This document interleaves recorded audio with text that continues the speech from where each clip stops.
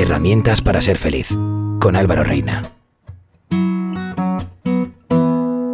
Bienvenido a un nuevo capítulo de este podcast, en el que nos dedicamos a explorar diferentes herramientas prácticas que nos ayudan a ser más felices en el día a día. Hoy nos espera un bonito jardín. Me gustaría hablar contigo sobre algo muy presente en nuestra sociedad actual: la culpa. La culpa es un concepto que se introduce en nuestras vidas desde que somos muy pequeños. Es muy habitual escuchar a un niño decir: «No es mi culpa, ha sido culpa tuya». Esto lo han copiado de nosotros, los adultos. Estamos muy acostumbrados a buscar culpables de todo lo que ocurre. Buscar un culpable significa entender que alguien tiene toda la responsabilidad de lo que ha pasado. Y esto rara vez es así. Normalmente, la responsabilidad está repartida.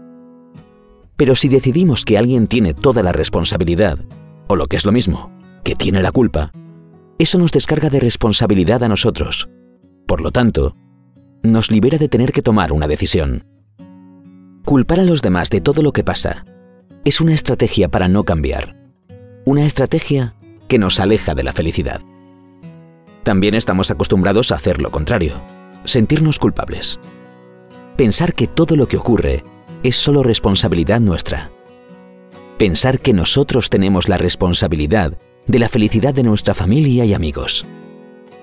Eso hace que ellos tampoco puedan asumir su parte de responsabilidad sobre cómo están sus vidas, y que por lo tanto no pueden hacer nada para cambiarlo. Tanto culpar a los demás como sentirnos culpables son dos cosas que no sirven para nada, solo para sufrir. Y recordemos que, tal y como contamos en el primer episodio, la felicidad es la ausencia de sufrimiento. Siempre me han gustado mucho las películas de juicios. Me encantaba ese abogado principiante que, al principio de la historia, tenía las de perder. Me gustaba mucho ver cómo poco a poco iba confiando en sí mismo hasta que conseguía encontrar la prueba que le hacía ganar el caso. Supongo que era reconfortante para mí ver que en estas películas todo era blanco o negro. Uno de ellos era culpable y el otro inocente. Y solo había que demostrarlo. Es posible que yo quisiera convertirme en ese abogado en mi vida real. Por eso, sin darme cuenta, en mi cabeza empezaron a desarrollarse juicios constantemente. En esos juicios, la mayoría de las veces el resto de las personas eran culpables y yo inocente, claro. Eso solía desembocar en quejas por mi parte y en la defensa de que yo tenía razón y los demás habían actuado de mala fe. Pero en mi cabeza también se desarrollaban juicios en los que el culpable era yo. Por un comportamiento con un amigo, una contestación, una fecha que se me había olvidado. Y entonces la pena a cumplir era machacarme a mí mismo. ¿Te suena, verdad? Todos llevamos un juez en la cabeza. En ocasiones, ese juez lleva la voz de nuestra madre o nuestro padre. Es curioso. Ya no necesitamos que nos digan lo que tenemos que hacer como cuando éramos niños. Ahora llevamos a papá y a mamá incorporados en nuestro interior. Llevar ese juez dentro, diciéndonos permanentemente quién tiene la culpa, hace nuestra existencia mucho más infeliz. Y además nos aleja de la realidad. Porque el mundo no se divide en culpables e inocentes. Todos somos responsables de nuestros actos. Nada más. Mi propuesta es que despidamos al juez. Debemos darle las gracias por los servicios prestados y manifestarle que ya no queremos emitir más sentencias, ni hacia los demás, ni hacia nosotros mismos. En lugar de eso, le contaremos que hemos contratado a un asesor. Un asesor que se encargará de examinar todo lo que nos pasa para ver cuál es el grado de responsabilidad que nos atañe y qué podemos hacer con eso. Con el tiempo nos daremos cuenta de que vivir con un asesor en nuestra cabeza, en lugar de hacerlo con un juez, nos traerá muchos más beneficios. Las sentencias del juez nos paralizaban y nos enfrentaban con los demás. Los análisis del asesor, en cambio, nos hacen ver la realidad desde otra óptica para ser personas cada vez más sabias. Si nos viéramos a nosotros mismos como a una empresa, está claro que el Departamento de Recursos Humanos nos recomendaría contratar al asesor y despedir al juez. El asesor es mucho más objetivo. Nos ahorraría conflictos y, sobre todo, sufrimiento. Señor juez, muchas gracias por los servicios prestados. Me quedo con mi asesor. La culpa se alimenta de nuestros errores. Es natural querer hacer las cosas lo mejor posible, pero a veces es inevitable equivocarse. Es fácil no tener algún aspecto en cuenta a la hora de actuar, o fallar porque nunca se ha vivido una situación similar. No pasa nada por equivocarse. De hecho, es una manera estupenda de aprender. Si nunca nos equivocáramos, nunca aprenderíamos. Los sentimientos de culpa, en cambio, bloquean el aprendizaje. La culpa penaliza el error. Cuando nos sentimos culpables, tendemos a revivir el error una y otra vez, pero sin sacar ninguna lección de él, solo deseando que no hubiera ocurrido para no sentirnos así. La pregunta que deberíamos hacernos es: ¿quiero aprender de la vida? ¿Quiero aprender de las cosas que me pasan?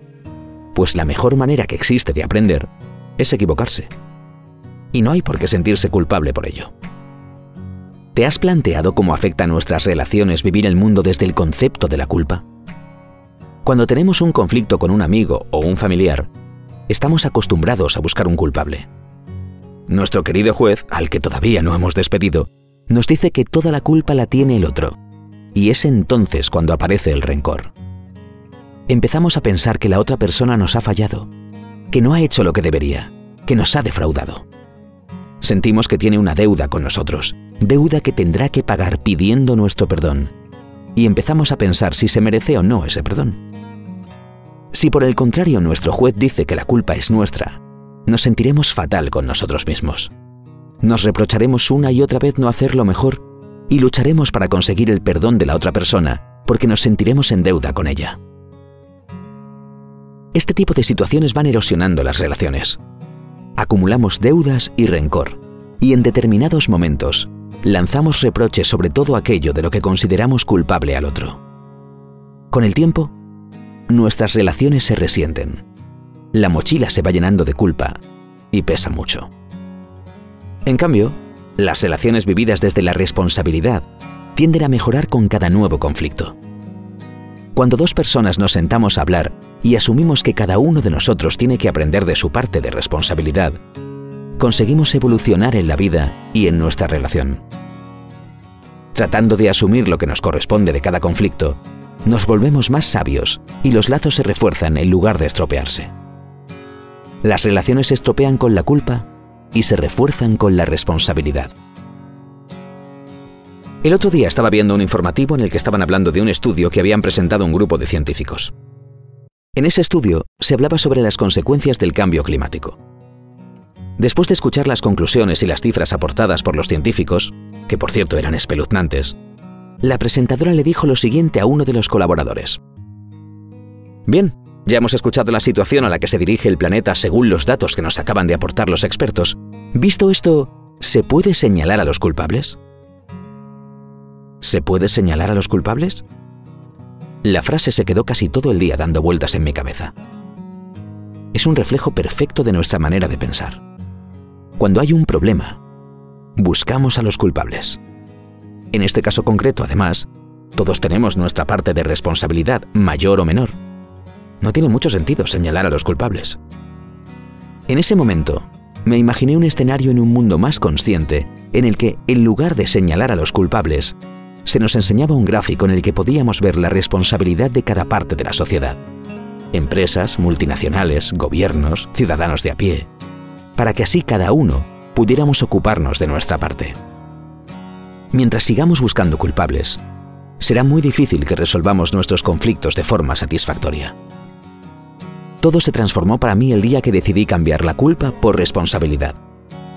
Cada vez que estoy ante una situación adversa, pienso en qué es lo que depende de mí. ¿Cuál puede ser mi parte de responsabilidad? En vez de sentirme culpable, intento averiguar de qué parte de la situación puedo responsabilizarme y entonces paso a la acción. A veces me ocurre que me veo metido en un conflicto y pienso que no puedo hacer nada. Pero en realidad, siempre hay algo que se puede hacer. Y eso es lo más importante de todo: aprender. Si aprendo de cada cosa que me pasa, la próxima vez lo haré mejor. Y no hay mejor responsabilidad que la de encargarse de hacerlo un poco mejor cada día. Además, si decido pedir perdón por mis actos o por sus consecuencias, evito a toda costa una palabra. Esa palabra es pero. Si pido perdón y añado un pero a continuación, lo que vendrá después será una justificación, un intento de descargarme de responsabilidad, y entonces volvería a la casilla de salida. Así que apuntemos esto para no olvidarlo. Pedir perdón de verdad es pedir perdón sin peros. En resumen, ver la vida en términos de responsabilidad y no de culpa tiene resultados extraordinarios. Pruébalo.